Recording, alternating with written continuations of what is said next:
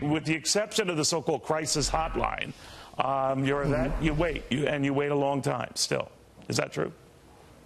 That is correct. As a matter of fact, The Hill did a report on this just in March that VA had been caught sending false reports about wait times. We know that veterans are still waiting on average longer for care. And this is something that the president talked about fixing when he was running for office.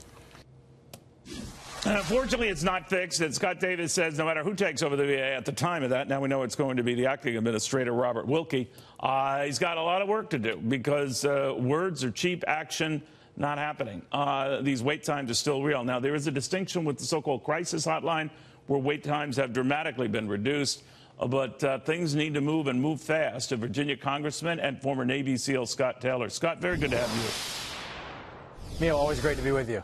The gist I got from talking, Congressman, to this whistleblower was that, no matter the administration and no matter the lofty goals, it's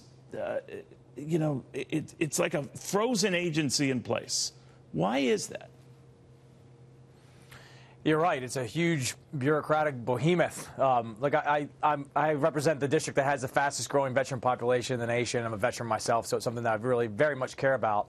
You know, there are many things. You could spend a career in the VA to fix some of the problems that are there. But quite frankly, I think the first and foremost thing that you need to concentrate on is a revolution in culture. Quite frankly, that's going to take some serious leadership because it is a very big, expansive agency. But there has to be a change in culture first. And then you can start looking at all the other things. Or obviously, simultaneously, you need to be working on these problems. But there needs to be a culture shift. You know, in business, this would not last long. You'd be out of business or a lot heads would roll. Now, I'm not a big advocate for firing people willy-nilly, but very few have been replaced or displaced or even moved. And I'm wondering if that's part of the problem, the inertia of just a large institution. This is, whatever its goals, serving $185 billion budget, I should say, more than 350,000 people it works with in various branches of the military. That's a lot to do. And I'm wondering whether it's just simply too big and unwieldy. It's something that should be talked about for sure. Listen, under this Congress and this president, of course, you saw a sweeping accountability bill, VA accountability bill that was passed that allowed for the firing of folks.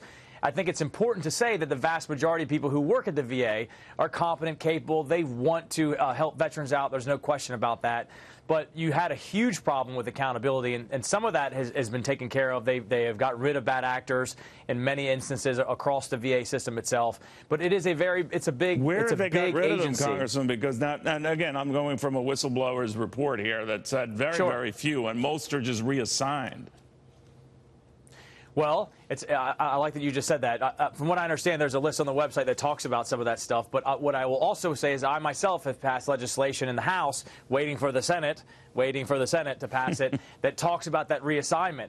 Because, yeah, I mean, quite frankly, if you're simply reassigning underperforming folks, then you're just taking one problem from this population of veterans and giving it to other veterans, giving the same problem there. So we're working on that as well. But I do think there has to be a cultural change, and hopefully, if confirmed, Secretary Wilkie or acting secretary will be able to create that culture shift. Yeah, just put a little stick into all of this. Thank you very much, Congressman. Very good having you. And thank you for your service as well.